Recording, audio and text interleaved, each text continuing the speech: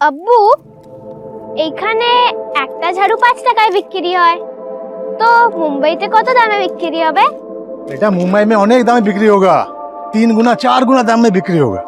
लेकिन तुम एक काम करो बेटा, अभी हिंदी बोलना सीख लो। मुंबई में कोई बांग्ला नहीं समझेगा। আমি হিন্দি বলতে পারি না, কিন্তু বুঝতে সব পারি। শুধু বুঝলে হবে না, सिर्फ समझने से काम नहीं चलेगा, बोलना भी पड़ेगा। আচ্ছা, চেষ্টা করছি। हाँ बोलो। আমি আমি মুম্বাই থেকে যাব, তখন সব हमारे आगे पीछे घूमेगा। लगता है रिहाना आ गई। रिहाना आ गई।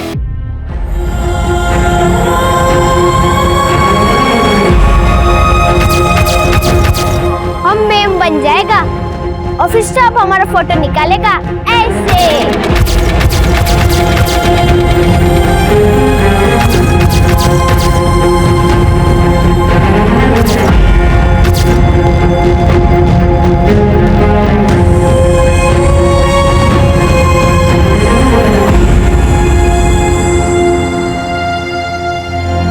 चलो चलो, ये सब लोग ताली बजाओ। बात हो गई। हाँ 2 मिनट बेटा, भात बन गया। तुम खेलो, मैं जल्दी खाना देती हूँ। চলো এখন বসে পড়ো, এখন আমরা পাঞ্চিউর খেলবো। চলো পাঞ্চিউর।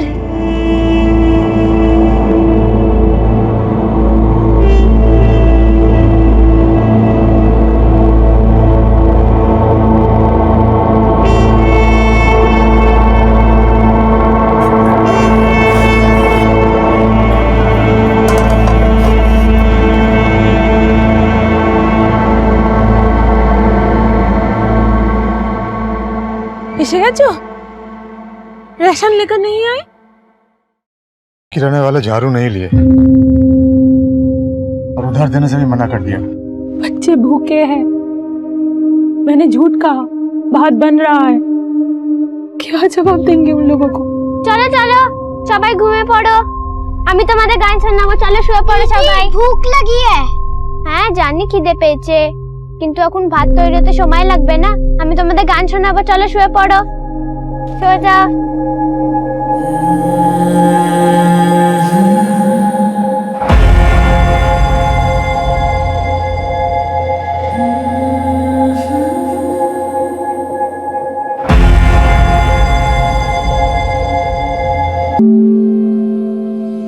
देख क्या रहे हो पापा? चलो पैसे डालो मेरे पिगी बैंक में।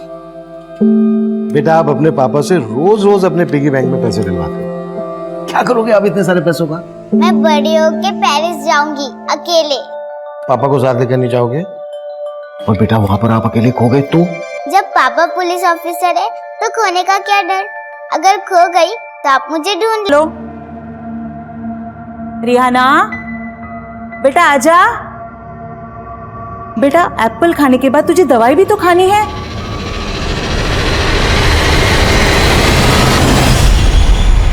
क्या हुआ बेटा? रिहाना क्या हुआ बेटा, क्यों डर रही है? हाँ? रिहाना लग जाएगा बेटा, छोड़।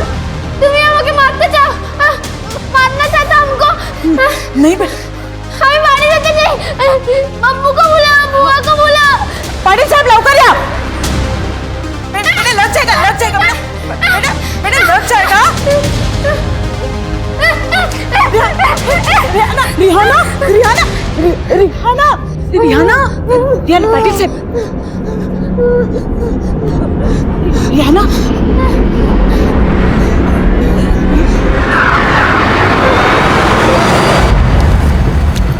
लीजिए बस। हाँ हाँ तुम डॉक्टर को बुलाओ ना, मैं पहुंचती हूँ। प्लीज आप जल्दी आ जाइए, रिहाना को सिर्फ आप ही काबू कर सकती हो।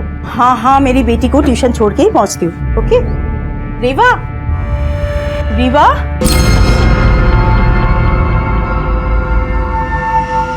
रीवा रीवा रीवा बेटा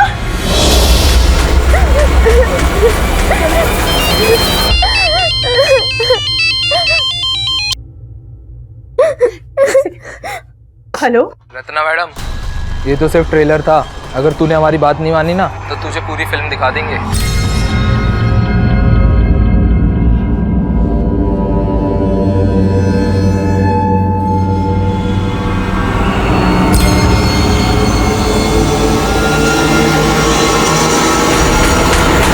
ठीक है अभी? डॉक्टर ने अभी इंजेक्शन दिया है। रत्ना मैडम नहीं आई? मुसीबतें उनका पीछा ही नहीं छोड़ रही है, इसीलिए उन्होंने मुझे भेजा। वो लोग अब काबू से बाहर हो गए। वो लोग रिहाना को नहीं मार पाए, इसलिए रत्ना मैडम के पीछे पड़ गए।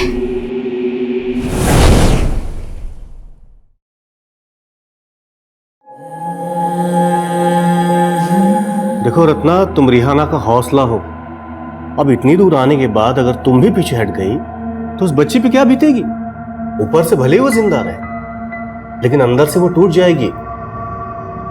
मैं तो अपनी पूरी जिंदगी उस बच्ची के नाम कर दी थी अजय सर, पर मैं भूल गई थी कि मैं भी एक माँ हूं और मेरी बेटी को भी मेरी जरूरत है।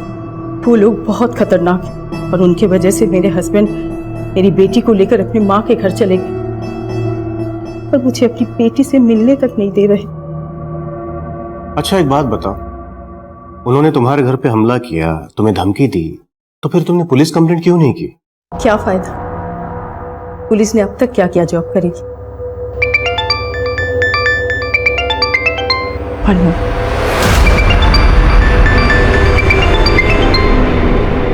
हाँ शबनम बोलो। हेलो हेलो रत्ना मैडम, बोलो बोलो मेरी दुकान।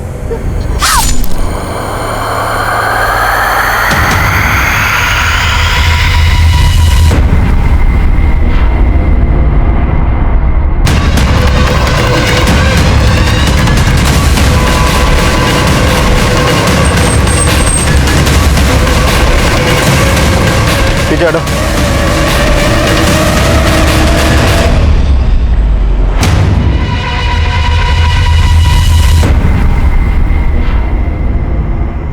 किसने मारा इसे? कौन था? किसी ने देखा? अरे अम्मी अम्मी अम्मी अम्मी उठो। पीछे करो। अम्मी अम्मी उठो ना अम्मी। पीछे हटो। छोड़ो मुझे, मुझे अम्मी के पास जाना है। छोड़ो मुझे।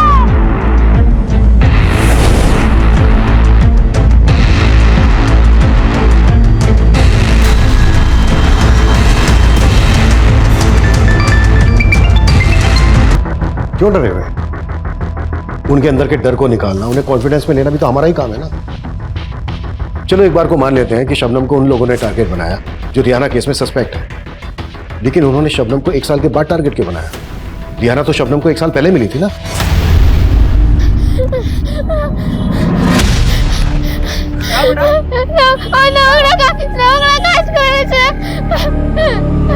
क्या हुआ?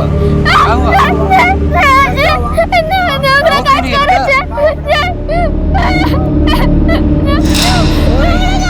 अम्मी अरे बताओ क्या हुआ? हटो हटो हटो हटो। किसकी बात कर रही है? रोंगड़ा काज करे थे। रोंगड़ा काज करे थे। रोंगड़ा काज। कहाँ रहती है? घर कहाँ है? डरो मत, मुझे बताओ। रोंगड़ा काज करे थे। বাড়ি কোথায়? বাড়ি কোথায়? কোথায় থাকিস আমাকে বল। আরে বাড়া মহল্লাটা কোথায় আমাকে বলবি? सर शबनम बंगाली थी, इसलिए शबनम ने रिहाना से बात की। शबनम और वहाँ के लोगों को लगा कि रिहाना के साथ कुछ गलत हुआ था, इसलिए उन्होंने हमें इन्फॉर्म किया। क्या हुआ इसको? पता नहीं, कुछ भी नहीं बता रही है। इस लड़की को तो ये भी नहीं पता कि इसका घर कहाँ है। बस बार बार एक ही बात बोल रही है कि नोंगड़ा काज नोंगड़ा काज। नोंगड़ा काज मतलब? सब बंगाली में नोंगड़ा काज का मतलब गंदा काम होता है। गंदा काम? लेकिन कहाँ ये वो भी नहीं जानती थी। फिर सर हमने रिहाना की फोटो दिखाकर आसपास पूछताछ भी की और एक आदमी ने रिहाना की फोटो को आइडेंटिफाई भी किया। सर उस आदमी ने बताया कि उसने रिहाना को विष्णु के घर में देखा था और जब हमने विष्णु से रिहाना के बारे में पूछताछ की तो उसने रिहाना को पहचानने से मना कर दिया। तो तब तुमने विष्णु के खिलाफ कोई ठोस एक्शन क्यों नहीं लिया? लेकिन सर तब सिर्फ एक गवाह के अलावा किसी ने भी उसके खिलाफ बयान नहीं दिया था, लेकिन बाद में हमने एक्शन लिया था सर। बाद में तुम लोगों ने एक्शन इसलिए लिया था क्योंकि सर्वोदय अखबार के एडिटर ने उस बच्ची पर एक आर्टिकल छापा था। उस आर्टिकल से पुलिस डिपार्टमेंट की कितनी किरकिरी हुई है मालूम है तुम लोगों को? तुम्हारे एक्शन लेने से हुआ क्या? विष्णु तो अब भी फरार है। लेकिन सर सिर्फ विष्णु अकेला सस्पेक्ट नहीं है। बोल तो ऐसे रहे हो जैसे बाकी सब लोगों का पता लगा लिया। पिछले 1 साल से ये स्केच लेकर घूम रहे हो, और शबनम के मर्डर के बाद भी सेम एक्सक्यूज है कि कोई सामने नहीं आ रहा है, डर रहे हैं सब। रिहाना के माँ बाप उसके घर का पता भी नहीं लगा पाए हो अभी तक। सर हम कोशिश कर रहे हैं। कोशिश नहीं, आई वॉन्ट रिजल्ट कमल। अब इस केस में कोई कोताही नहीं बरती जाएगी, अंडरस्टैंड?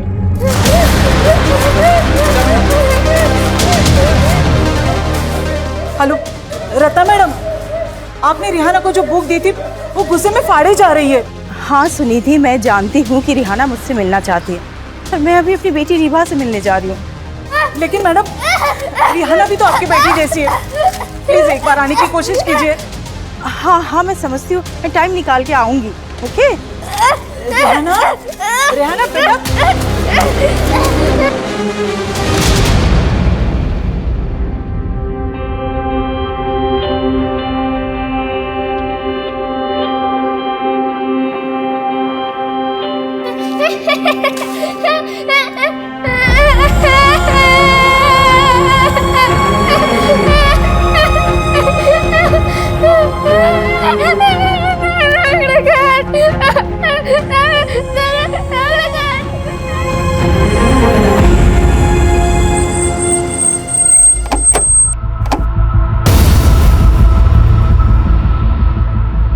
सर यही शबनम की दुकान है। शबनम का बेटा भी यहाँ आता था कभी कभी, और शबनम का एक भाई भी है सर। सर मैंने शबनम के बेटे और उसके भाई से भी पूछताछ करने की कोशिश की, लेकिन वो लोग भी चुप रहे। और शबनम की मौत के बाद उसके बेटे को शबनम का भाई अपने साथ ले गया। शबनम का मर्डर दोपहर को 12 बजे हुआ। ऐसा लग नहीं रहा है कि हत्यारों को किसने विटनेस ना किया।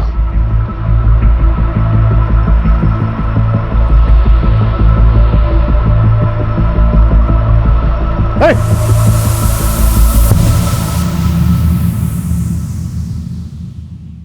तो मुझे देख के ऐसे अचानक जाने क्यों लगे? क्योंकि मुझे मालूम है साहब आप वही सब पूछेंगे और मैं कुछ नहीं जानता। आपको देखकर ऐसा लग नहीं रहा है कि आप कुछ नहीं जानते। देखिए आपको डरने की जरूरत नहीं है, आपकी हिफाजत की जिम्मेदारी हमारी है। आपने जो भी देखा, आप जो भी जानते हैं हमें बता दीजिए। साहब 3 लोग थे वो, और उन्होंने चेहरे पे कपड़ा लगाया हुआ था, और वो तीनों एक ब्लू कलर की वैन से आए थे और उसी में वापस चले गए। इसके अलावा मैं कुछ नहीं जानता। इस एरिया में आने वाले सभी रास्तों के सीसीटीवी खंगालो। वारदात के वक्त जितनी भी ब्लू गाड़ी इस डायरेक्शन में आई है, इस डायरेक्शन से गई, सबको जीरो डाउन करो। शबनम के भाई और बेटे से दोबारा मिलने की कोशिश करो। शबनम से जुड़ी हर बात पता करो। हम शबनम के मर्डर को रिहाना केस से जुड़ा हुआ मान रहे हैं, और हो सकता है अपराधी हमारी सोच से परे हो। सर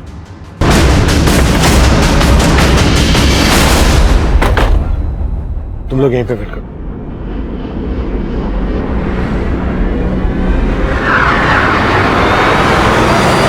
आजा बेटा, आजा, मैं हूं ना। आजा। हाँ बेटा। हेलो बेटा, आओ आओ बैठो। नहीं ठीक है, अगर आपको मुझसे बात नहीं करनी कोई बात नहीं, आप मत करो। अच्छा देखो बेटा, मैं आपके लिए गिफ्ट लेकर आया हूं,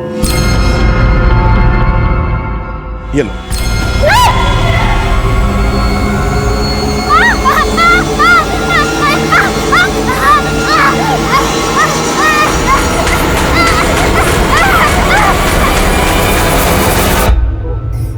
डर मत बेटा। कहा था तब हमारी इन्वेस्टिगेशन की अगली कड़ी रत्ना थी। शबनम के मर्डर के बाद रिहाना ही नहीं, रत्ना की जिंदगी भी खतरे में थी। आपके घर पर हमला हुआ था, आपकी बेटी को आपके घर पर बांध दिया गया था। हाँ सर, उन्होंने मुझे फोन पे धमकी दी थी। लेकिन मेरी टीम ने मुझे इस बारे में कुछ नहीं बताया। क्योंकि मैंने उन्हें बताया ही नहीं था। मेरा तो उन पर से भरोसा ही उठ चुका है। और क्या मैं नहीं बताऊंगी तो पुलिस का फर्ज नहीं बनता कि इस केस को हैंडल करे? बीच बाजार में शबनम का। आपको बताने से क्या फायदा? Sir I am sorry to say, लेकिन अभी तक आप रिहाना के घर का पता नहीं लगा पाए। आप गुनहगारों को पकड़ पाएंगे? अजय जी मैं जानता हूं आप हमारे डिपार्टमेंट के खिलाफ कुछ ना कुछ लिखते आए, सर हमारा काम ही है सच्ची खबर लोगों तक पहुंचाना, और वैसे भी इस केस में पुलिस ने एक्शन मेरे खबर के बाद ही लिया था, और इस खबर के बाद ही रिहाना का मेडिकल टेस्ट करवाया गया था। हाँ सर, इससे पहले तो पुलिस ये तक नहीं मान रही थी कि उस बच्चे के साथ नूंगरा काज यानी कि she was raped several times. उस बच्ची ने हिंदी तक नहीं बोल पाती और उसके लिए एक ऐसा ट्रांसलेटर रखा गया है जो कि उसे कभी समझ ही नहीं पाया। मैं तो ह्यूमैनिटी ग्राउंड से अपने कॉलेज से शेड्यूल निकाल कर उस बच्ची के लिए ट्रांसलेटर बनी। আমি 15 দিন ধরে বিষ্ণুর ঘরে ছিলাম। ये बोल रही है कि 15 दिन से ये विष्णु के घर पे रह रही थी और उसके आप बीती को समझी और उसके बिहाफ में कोर्ट में हियरिंग में शामिल हुई। मिलॉर्ड, सबसे पहले मैं कोर्ट का शुक्रिया अदा करूंगा कि उन्होंने रत्ना को रिहाना के बिहाफ पर ट्रांसलेटर नियुक्त करने की इजाजत दी, और अब मैं चाहूंगा कि रत्ना जी कोर्ट को वो सारी बातें बताएं जो रिहाना ने उन्हें बताई कि कितने वक्त से रिहाना विष्णु के घर में रह रही थी और विष्णु उनके साथ कितनी ज्यादतियां करते थे। सर, रिहाना ने मुझे बताया कि वो करीब 15 दिन से विष्णु के घर रह रही थी और उसने मुझे ये भी बताया कि विष्णु उसके साथ रोज कई बार रेप करता था। मिलॉर्ड, रिहाना के साथ विष्णु जानवरों की तरह पेश आता था। वो रिहाना का सिर्फ रेप ही नहीं करता था बल्कि उसके बदन को नोचता था, खसोटता था, जिसकी गवाही रिहाना की ये मेडिकल रिपोर्ट दे रही है। Objection my lord, Rihana Vishnu के साथ सिर्फ 15 दिन के लिए रही थी, लेकिन उसकी मेडिकल रिपोर्ट से ये बात भी सामने आई है कि रिहाना का कई महीनों से रेप किया जा रहा था, सिर्फ 15 दिनों से नहीं। इससे ये साबित नहीं होता कि विष्णु जी ने ही उसका रेप किया है। और गौर करने वाली बात यह है माय लॉर्ड कि जब रिहाना का मेडिकल टेस्ट हुआ तो उसके शरीर से विष्णु का कोई भी डीएनए सैंपल नहीं मिला। और ऐसा इसलिए हुआ मिलॉर्ड कि पुलिस ने रिहाना का मेडिकल करवाने में देर की, और अगर विष्णु ने ऐसा कुछ किया ही नहीं तो फिर इसने झूठ क्यों कहा? इसने पुलिस को इनकार क्यों किया कि रिहाना को ये जानता तक नहीं था? मैं तो इसे नहीं जानता सर। क्योंकि मेरे क्लाइंट डर गए थे माय लॉर्ड, क्योंकि उन्होंने रिहाना को सिर्फ कामकाज के लिए रखा हुआ था। आप बताएंगे कोर्ट को कि आपको रिहाना से किसने मिलवाया था? आफ्ताब। माना कि मैंने पहले झूठ बोला था, लेकिन आफ्ताब ने मुझसे सबसे बड़ा झूठ बोला जब वो रिहाना को मेरे घर पे लेकर आया था। सेठ, झाड़ू पोछा बर्तन घर का सारा काम जानती है। पगार कितना लेगी? लड़की जरूरतमंद है, रहने खाने के साथ अगर 5,000 रुपये महीना दोगे ना तो इसके घर वालों का भला हो जाएगा। वो बोला रिहाना 15 साल की है। सर, मैंने तभी आफ्ताब को 5,000 रुपये एडवांस भी दिया था, लेकिन बाद में उसने मुझे ब्लैकमेल करना शुरू कर दिया। ब्लैकमेल? हाँ सर, सच तो यही है। वो जानता था रिहाना का रेप हुआ था, वो मुझे फ़ोन करके धमकी देता था सर। हेलो। देख सेठ, अगर तूने मुझे 5 लाख रुपए नहीं दिए ना तो तेरा वो हाल होगा कि जिंदगी भर पछताएगा तू। सर, मैं तब भी बहुत डरा हुआ था, मेरे पास इतने पैसे नहीं थे, और अचानक रिहाना गायब हो गई और ये सब हो गया। ये जो रिहाना कर रही है ना, ये सब आफ्ताब के कहने पर कर रही है सर। ये सब आफ्ताब का किया धरा है सर। विष्णु ने सरासर झूठ बोला था, इसीलिए तो जमानत मिलते ही फरार हो गया। नाम श्योर विष्णु ने ही शबनम का मर्डर करवाया और उसी ने मुझे फोन में धमकी दी। कि धमकी वाला कॉल किस नंबर से आया था?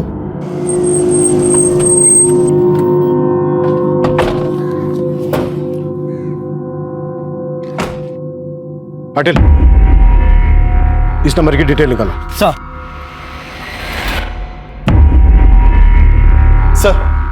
सर मैंने शबनम के भाई और बेटे से बात करने की कोशिश की, लेकिन कोई फायदा नहीं हुआ। सर, शबनम के बैकग्राउंड में ऐसा कुछ भी सस्पिशियस नहीं मिला जिससे ये पता चल सके कि शबनम के मर्डर के पीछे कोई पर्सनल एंगल हो। रिहाना की फैमिली का पता लगाने के लिए क्या क्या एक्शन लिए गए? सर, मैंने वेस्ट बंगाल पुलिस हेडक्वार्टर में रिहाना की फोटो भेजी थी, लेकिन वहां से अभी तक कोई अपडेट नहीं मिला। कोई अपडेट नहीं मिला तो हाथ पे हाथ रखकर बैठ गए?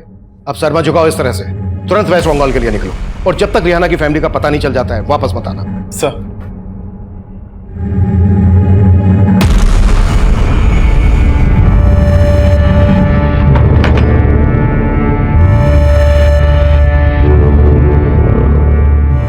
और कितने दिन यहाँ रखोगे मुझे? यहाँ से निकलेगा तो मौत मिलेगी। इतनी जिंदगी बची है ना, जी ले आराम से।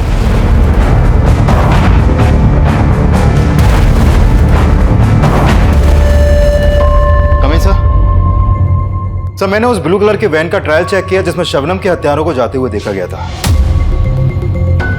सर, शबनम की दुकान से करीब आधा किलोमीटर दूर एक सीसीटीवी में सेम वैसी ही एक ब्लू वैन कैप्चर हुई है। सर शबनम की हत्या से कुछ ही देर पहले ये वैन शबनम की दुकान की तरफ गई और करीब 20 मिनट बाद ये वैन उसी तरफ से वापस आई। सर उस आदमी ने इस वैन को आइडेंटिफाई कर लिया जिसने स्टेटमेंट दिया था। सर गाड़ी का ये नंबर फेक है, लेकिन इन क्रिमिनल्स तक पहुंचने की हर पॉसिबिलिटीज पर काम कर रहा हूं मैं। इस क्राइम सीन का डम डेटा भी निकलवा लिया है, वहां से कोई ना कोई सस्पिशियस नंबर तो जरूर मिलेगा। और ये दोनों कब मिलेंगे? विष्णु ने कोर्ट में स्टेटमेंट दिया था कि आफ्ताब रियाना को उसके पास लेकर आया था। आफ्ताब के जरिए हम रियाना के घर वालों तक पहुंच सकते हैं। सर ये आफ्ताब जोगेश्वरी में रहता था, विष्णु के कॉल रिकॉर्ड में इसका नंबर मिला था, लेकिन अभी इसका नंबर भी बंद है और जोगेश्वरी किसकी चौल भी है। सर आफ्ताब के गायब होने के बाद हमें लगा था कि विष्णु सही बोल रहा है, लेकिन फिर अचानक से विष्णु भी गायब हो गया। सर आफ्ताब के बारे में अभी तक हमने जो भी पता किया उससे लगता नहीं है कि ये कोई बड़ा गेम कर सकता है। ये एक मामूली सा पिंप है सर। हो सकता है कि रिहाना की दलाली करता हो और रिहाना के साथ रेप करने वाले इसी के कस्टमर हो, क्योंकि सर बाद में रिहाना ने यह भी बोला था कि कई लोगों ने उसके साथ रेप किया था। आफ्ताब के बाद इस सलीम का नाम भी काफी उछला था। सर सलीम का नंबर आफ्ताब के कॉल रिकॉर्ड में मिला था और ये तब से फरार है। हमें इस सलीम की कहानी को भी समझना होगा और इस रात से भी पर्दा गिराना होगा कि रिहाना पुलिस की वर्दी को देखकर इतना डर क्यों जाती है। रेहाना, बुआ कोথায় ছিলে? मैं तो यहीं पे थी, लेकिन रीवा রিবা এসেছে? नहीं बेटा, रीवा तो नहीं आई है, पर एक अंकल आए हैं, तुमसे कुछ बात करना चाहते। बेटा, अंकल सलीम के बारे में जानना चाहते। बोलो तुम्हें তোমাকে আপুর কাছে নিয়ে যাবে, বলো শোনা। আমি গ্রামে ছিলাম, ये गांव में थी, অনেক খুশ ছিলাম। बहुत खुश भी थी। আর তখনই প্রথমবার আমি সালিম ভাইজানকে দেখেছি। और तभी ये पहली बार सलीम से मिली। খাবো ছেড়ে দেব। बहुत मीठा गला है रिहाना का, एकदम मुंबई के लिए बना हुआ है। तो ऐसे बोल रहा है जैसे इसको गवैया बना देगा। वो हमारा इतना पहचान का, लेकिन मुंबई में हम अच्छा काम दिलवा सकते हैं। अपने यहाँ का तमाम लड़की हैं जो लोगों के घरे में चौका बर्तन करती हैं, बहुत पैसा भेजती है अपने अपने घर। वो तो है, लेकिन मेरा दिल नहीं मानता रिहाना को इतना दूर भेजने के लिए। सोच लो, घर में खाने के लाले पड़े, 2 वक्त का खाना नसीब हो जाएगा। সত্যি ভাইজান, আমি बहुत পয়সা কামাবো। हाँ रिहाना, बहुत पैसा कमाओगी तुम। আব্বু আব্বু আমাকে পাঠাও না মুম্বাই, আব্বু আমি অনেক পয়সা কামাবো। तो मुंबई तुम्हें सलीम लेकर आया था?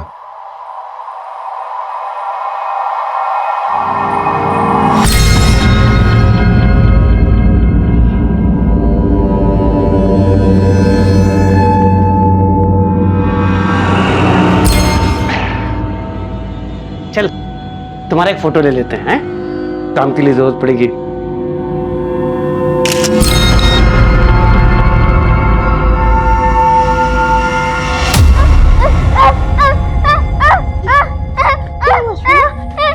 सब ठीक हो जाएगा। कुछ ठीक नहीं होगा। আমাকে ঘরে নিয়ে যাও আব্বू, अब्बू सब ठीक करेगा। हमारा अब्बू आएगा, सब ठीक करेगा। हमारा अब्बू को लिया हो। इन बातों का बार बार जिक्र रिहाना पर बहुत बुरा असर डाल रहा है। बेचारी 1 साल से लड़ रही है, ना ही उसे इंसाफ मिला ना घर। पुलिस वाले सभी न जाने कितने गुनहगार है उसके। पुलिस तो उसका रहने का सही इंतजाम तक नहीं कर पाई। उसे एक ऐसा एनजीओ में रखा गया जहाँ पे काम करने वाली औरतें तक उसे मॉलिस्ट करती थी। और जब रिहाना ने ये सब कोर्ट में कहा तो उसे किसी तरह इस एनजीओ में लाया गया।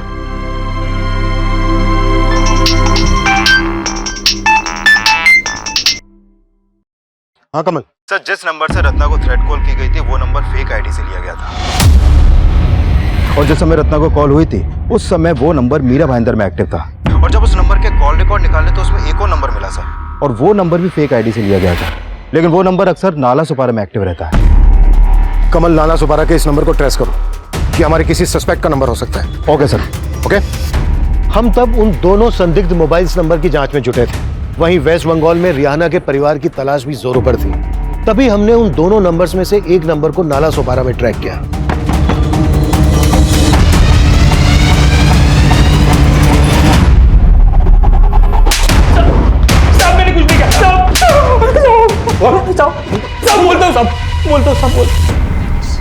साहब मैं मानता हूँ कि मैंने रिहाना को विष्णु सेठ के घर पे पहुंचाया था, लेकिन सलीम पहले उसे मेरे पास लेके आया था, क्योंकि सलीम जिस मोहल्ले में रहता है उसके पड़ोसियों को पता चल गया कि सलीम रिहाना का रेप करता था।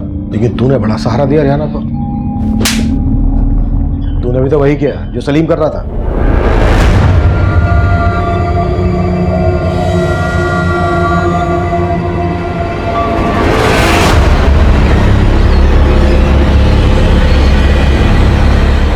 माल तो अच्छा लाया रे तूने। लाना इसके लिए और ग्राहक, तू भी कमा मैं भी कमाएगा। साहब फिर एक दिन मैं रिहाना को विष्णु सेठ के घर पे लेके गया। उसके बाद वो उसका परमानेंट कस्टमर बन गया। 15 दिन रिहाना उसके पास ही थी साहब, लेकिन मौका देख के रिहाना वहाँ से भाग निकली और पुलिस विष्णु सेठ के घर पे पहुँच गई।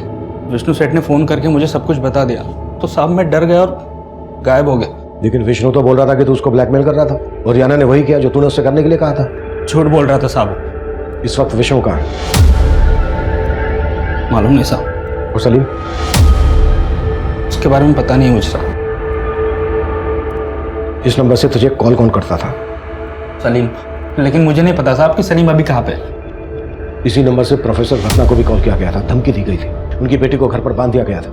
तेरे कहने का मतलब है ये सब सलीम कर रहा था? साहब वो तो नहीं पता, लेकिन सलीम अकेला नहीं कर रहा होगा, वो लोग करवा रहे होंगे उससे। वो कौन लोग?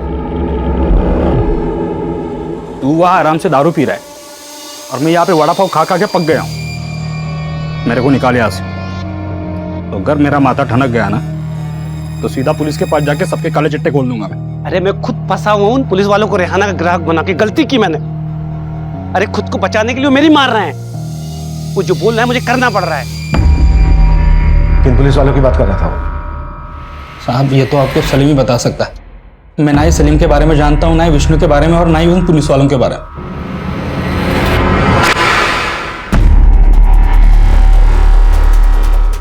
इस केस ने पुलिस डिपार्टमेंट की छवि बिगाड़ के रख दी है। इस बच्ची के साथ पुलिस वालों ने भी।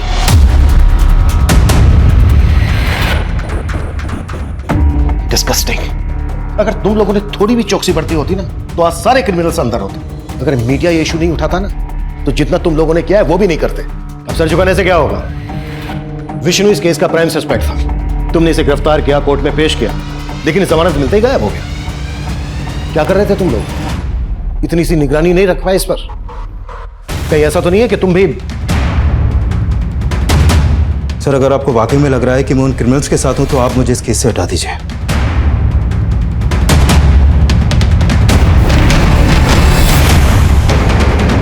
आफ्ताब की कोर्ट में पेशी की तैयारी करो। सर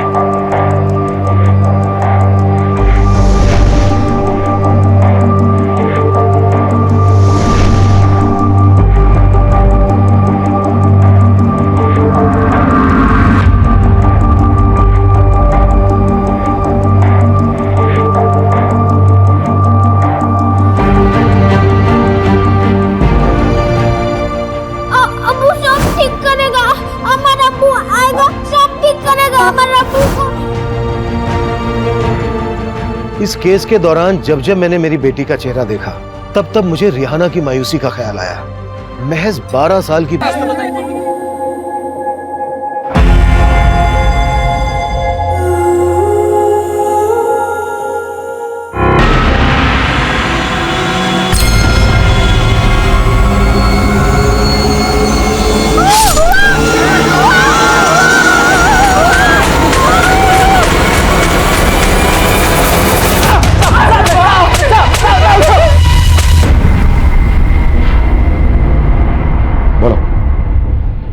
किसके कहने पर हमला किया था?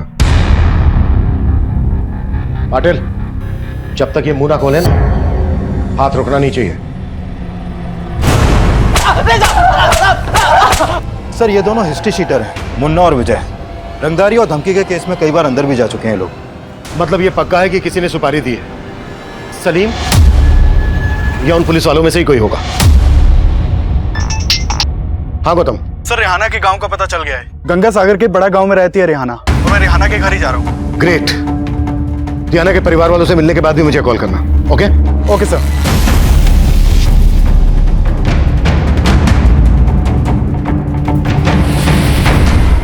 हाँ, रेहाना हमारी बेटी है, लेकिन हम उसे यहाँ नहीं ला सकते।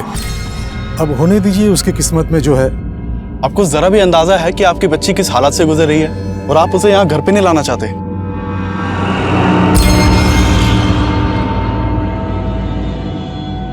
अगर रियाना के घर वाले रियाना को वापस नहीं बुलाना चाहते तो इसका तो यही मतलब है कि उन्होंने खुद सलीम को रियाना को बेचा होगा। सर मुझे भी यही लग रहा है। सर मैंने यहाँ सलीम के बारे में भी पता किया। सलीम यहीं का रहने वाला था और काफी सालों से मुंबई में रह रहा था। सर इस सलीम के आगे पीछे कोई भी नहीं है।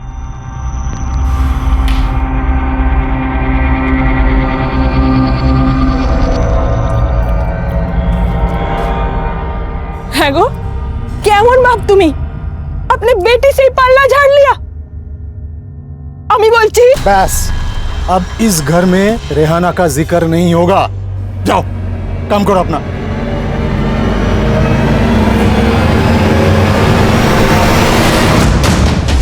সত্যি আমার আব্বু মিল গয়া? हाँ बेटा, तुम्हारे अब्बू मिल गए, लेकिन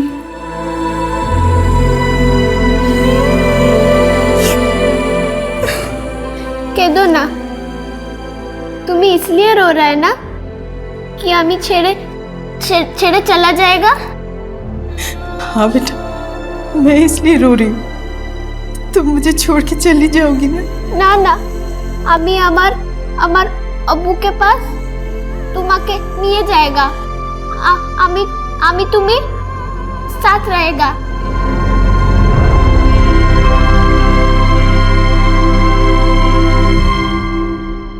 मिलॉर्ड, ये बात बिल्कुल साफ है कि इन दोनों ने रिहाना को जान से मारने की कोशिश की। मैं कोर्ट से ये चाहूंगा मिलॉर्ड कि पुलिस को इनके रिमांड की इजाजत दी जाए ताकि ये सच को कबूल कर सके कि विष्णु ने ही इन दोनों सुपारी किलर्स को रिहाना को जान से मारने के लिए भेजा था। ऑब्जेक्शन मिलॉर्ड, ये दोनों आदमी मेरे क्लाइंट विष्णु के हो ही नहीं सकते हैं।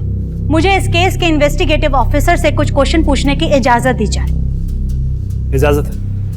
मुझे नहीं लगता कि इन दोनों हमलावरों ने आप जैसे ऑफिसर के सामने अभी तक अपना मुंह नहीं खोला होगा। ये दोनों प्रोफेशनल क्रिमिनल्स हैं। इनकी क्रिमिनल बैकग्राउंड है सर। तो कहीं ऐसा तो नहीं कि इन दोनों ने अपनी स्टेटमेंट दे दी हो और आप इनकी स्टेटमेंट को दबा रहे हैं? वकील साहिबा, हमारी ऐसी कोई इंटेंशन नहीं। इंटेंशन हो भी सकती है माय लॉर्ड। ये सब उन पुलिस वालों को बचाने की चाल है जिनके ऊपर इल्जाम है कि उन्होंने रिहाना का रेप किया है और इस वक्त वो लोग फरार हैं। ये लोग अपने डिपार्टमेंट के उन लोगों को बचा रहे हैं और इन हमलावरों के स्टेटमेंट को मैनिपुलेट करके घुमा फिरा करके कैसे भी मेरे क्लाइंट विष्णु को दोषी साबित करने पर लगे हुए। ऑब्जेक्शन मिलॉर्ड, ऐसा कुछ भी नहीं है। जबकि आफ्ताब ने भी यही स्टेटमेंट दी है कि विष्णु उसका ग्राहक था और वो रिहाना से धंधा करवा रहा था और रिहाना को प्लांट करके विष्णु को ब्लैकमेल कर रहा था। ऑब्जेक्शन मिलॉर्ड, ये बेवजह विक्टिम पे घिनौना इल्जाम लगा रही है। रिहाना बच्ची जरूर थी माय लॉर्ड, लेकिन उसको अच्छे से पता था कि बंगाल से मुंबई आकर के उसको क्या काम करना है और रिहाना के अब्बू की स्टेटमेंट भी इसी ओर इशारा करती है। मैं रिहाना का अब्बू हूँ। मैं नहीं चाहता कि रिहाना यहाँ आए। वो जहाँ है वहीं रहे। अब उससे हमारा कोई संबंध नहीं है। हम उसे अपनाना नहीं चाहते। ऑफिसर, रिहाना के अब्बू की स्टेटमेंट के बाद आपने क्या थ्योरी बनाई, क्या मैं जान सकती हूँ? हो सकता है रिहाना के अब्बू ने रिहाना को जानबूझकर बेचा हो। परफेक्ट। इसका मतलब है कि रिहाना के अब्बू ने रिहाना को प्रोस्टिट्यूट बनाया और वो अपने दलाल आफ्ताब के कहने पर मेरे क्लाइंट विष्णु को ब्लैकमेल करने की साजिश में शामिल थी। जज साहब, ये सरासर झूठ है। ये रिहाना को इस तरह बदनाम नहीं कर सकते। रत्ना जी, आप रिहाना के ब्याह में वही बोल सकती हैं जो रिहाना ने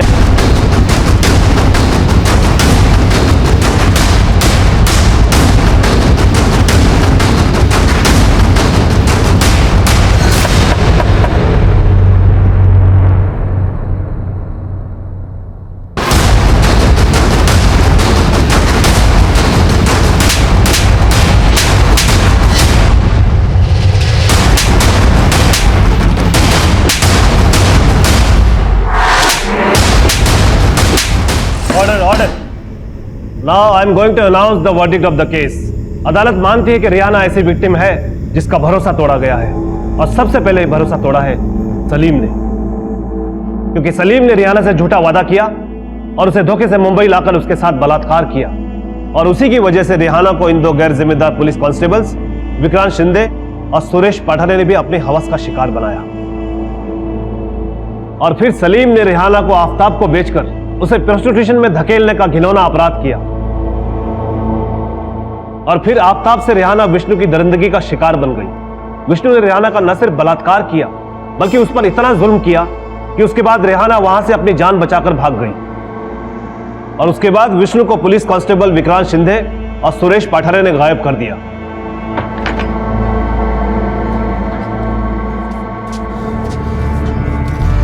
और कितने दिन यहाँ रखोगे मुझे?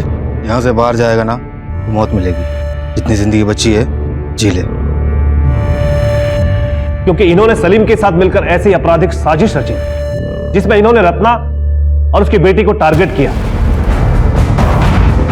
और मुन्ना और विजय के हाथों शबनम की हत्या करवा दी, और रिहाना को जान से मारने की कोशिश भी की। तमाम सबूतों और गवाहों को मद्देनजर रखते हुए यह अदालत इन सभी आरोपियों को उम्र कैद की सजा का हुक्म देती है।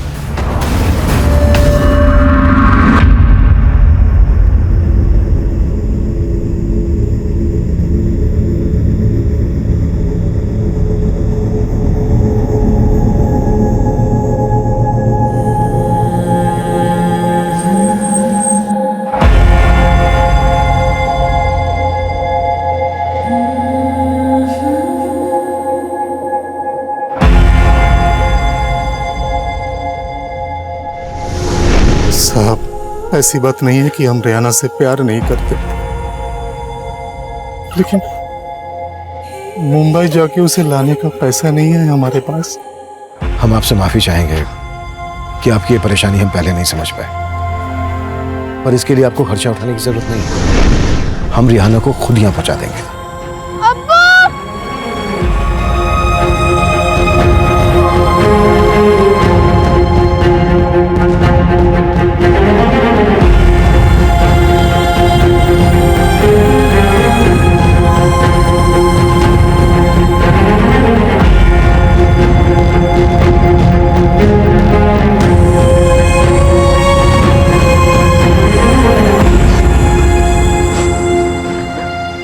এটা তোমার জন্য। আমাকে এই চাল রত্না বুয়া দিয়েছে। रिहाना के दर्द और আব্বু, এইখানে একটা ঝাড়ু 5 টাকায় বিক্রি হয়, তো মুম্বাইতে কত দামে বিক্রি হবে? बेटा, मुंबई में अनेक दाम में बिक्री होगा, 3 गुना 4 गुना दाम में बिक्री होगा। लेकिन तुम एक काम करो बेटा, अभी हिंदी बोलना सीख लो। मुंबई में कोई बांग्ला नहीं समझेगा। আমি হিন্দি বলতে পারি না, কিন্তু বুঝতে সব পারি। शुद्ध बूझले होवे ना, सिर्फ समझने से काम नहीं चलेगा, बोलना भी पड़ेगा। আচ্ছা, চেষ্টা করছি। हाँ, बोलो। আমি আমি মুম্বাই থেকে যাব, তখন সব हमारे आगे पीछे घूमेगा। लगता है रिहाना आ गई। रिहाना आ गई।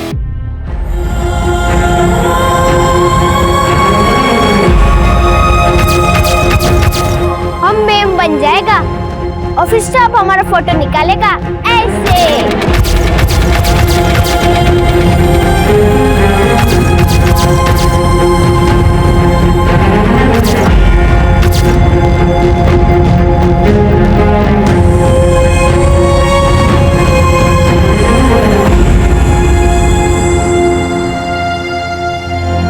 चलो चलो, ये सब लोग ताली बजाओ। बात हो गई। हाँ 2 मिनट बेटा, भात बन गया। तुम खेलो, मैं जल्दी खाना देती हूँ। চলো এখন বসে পড়ো, এখন আমরা পঞ্চিউর খেলবো। চলো পঞ্চিউর।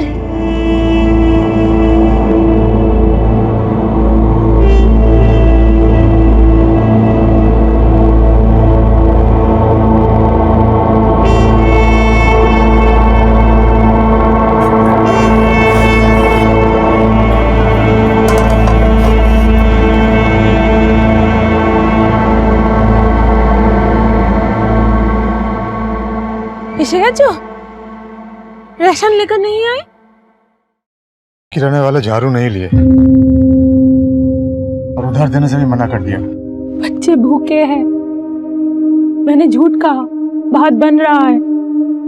क्या जवाब देंगे उन लोगों को? চলো চলো সবাই ঘুমিয়ে পড়ো, আমি তোমাদের গান শোনাবো। চলো শুয়ে পড়ো সবাই। ভুক লাগিয়ে? হ্যাঁ জানি খিদে পেয়েছে, কিন্তু এখন ভাত তৈরি হতে সময় লাগবে না। আমি তোমাদের গান শোনাবো, চলো শুয়ে পড়ো।